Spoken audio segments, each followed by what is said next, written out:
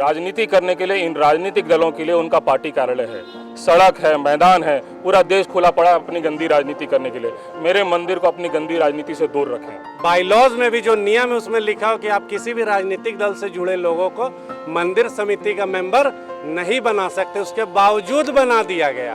केवल उनका उद्देश्य ये है कि मंदिर समिति का जो फंड है उसका दुरुपयोग कर सके। मामला कोर्ट में है, इन्होंने क्यों नहीं न्यायालय के फैसले का इंतजार किया? ताला क्यों तोड़वाया?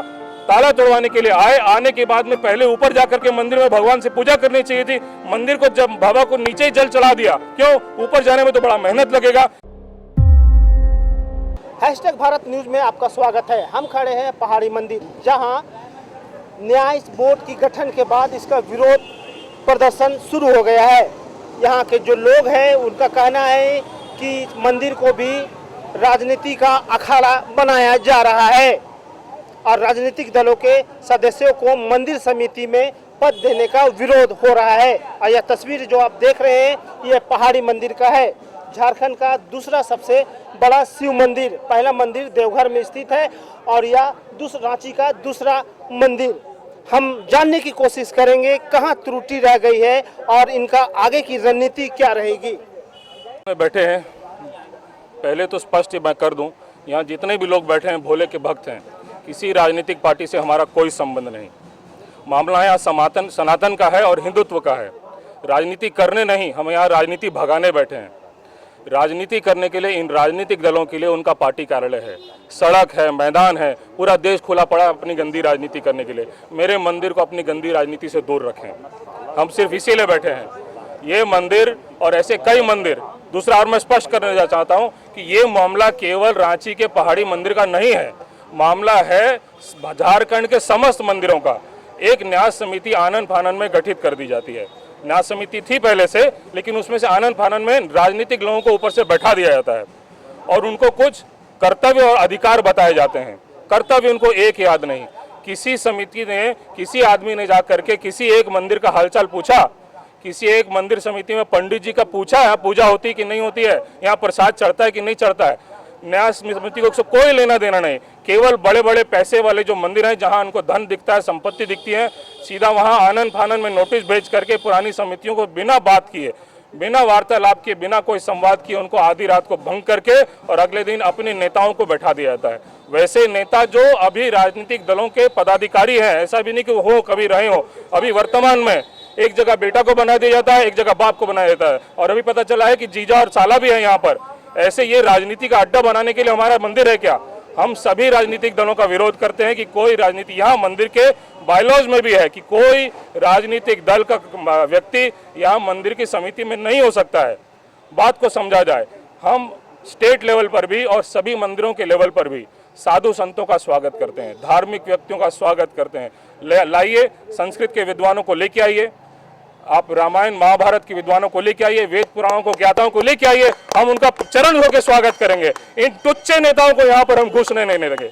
इनकी नजर केवल और केवल मंदिर के पैसे और संपत्ति पे है। ये अपनी गंदी राजनीति हमारे मंदिर में भी फैलाएंगे। आने के बाद आज उसका प्रूफ हो गया। दो बातें, मामला कोर्ट में है, इन्होंने क्यों नहीं न्यायालय के फैसले का इंतजार किया? ताला क्यों तोड़वाया?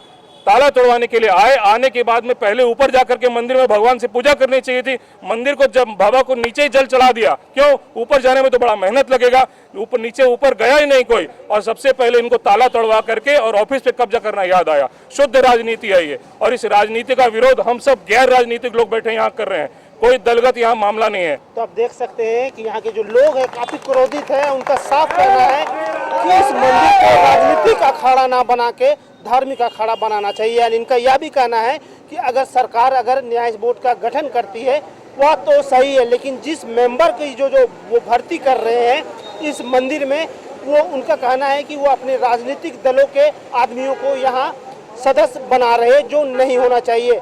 या होना चाहिए कि यहाँ जो धार्मिक है, जो विद्वान हो धर्म के मामले में, वैसे लोगों को तरजीह देना चाहिए। जब तक ये कानून निरस्त नहीं हो जाता और ये जो काले अंग्रेज आ गए हैं, भगत सिंह भी जो रूलिंग पार्टी है, जिन लोगों को बनाया गया, उन्होंने भी ये बात कही थी कि ये लोग काले अंग्रेज हैं, तो उन्होंने ही आकर यहाँ पे गैर संवैधानिक रूप से कब्जा कर लिया है। बाईलॉज में भी जो नियम है उसमें लिखा हो कि आप किसी भी राजनीतिक दल से जुड़े लोगों को मंदिर समिति का मेंबर नहीं बना सकते, उसके बावजूद बना दिया गया। केवल उनका उद्देश्य ये है कि मंदिर समिति का जो फंड है उसका दुरुपयोग कर सकें, उससे बर्बाद कर सकें।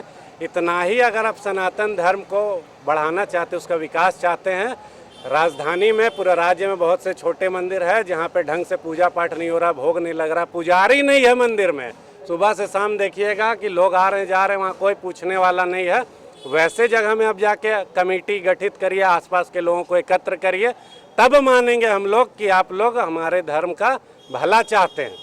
ऐसे बिना किसी ठोस रीज़न के मंदिर समिति को भंग कर दिया गया, वो भी ऐसी समिति को जो पिछले 30 साल से इस समिति को चला रही है। इसमें 40 साल से जो लोग मंदिर आ रहे हैं वैसे लोग थे जो यहाँ का सारा व्यवस्था अच्छा बुरा सभी कुछ जान रहे हैं।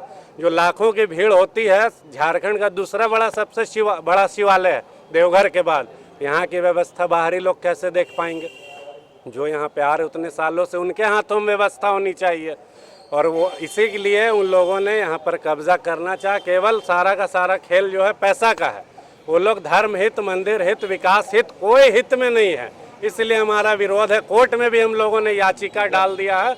वो लोग अभी आया, कोर्ट में याचिका नोटिस चिपका हुआ था, उसके बावजूद ताला तोड़ दिया गया। गैर संवैधानिक रूप से फोर्स बुला लिया, चूँकि वो लोग रूलिंग पार्टी से हैं तो रैफ को बुला लिया गया। AK-47 आंसू गैस का गोला लेके आया था हम लोग सभी शिव भक्त को हटाने के लिए यहाँ से, और अपना बल का दुरुपयोग करके उन लोगों ने ताला तोड़ दिया। अंदर दान पेटी है, उसमें लाखों रुपए हैं, बहुत सारे दस्तावेज है मंदिर से जुड़े हुए।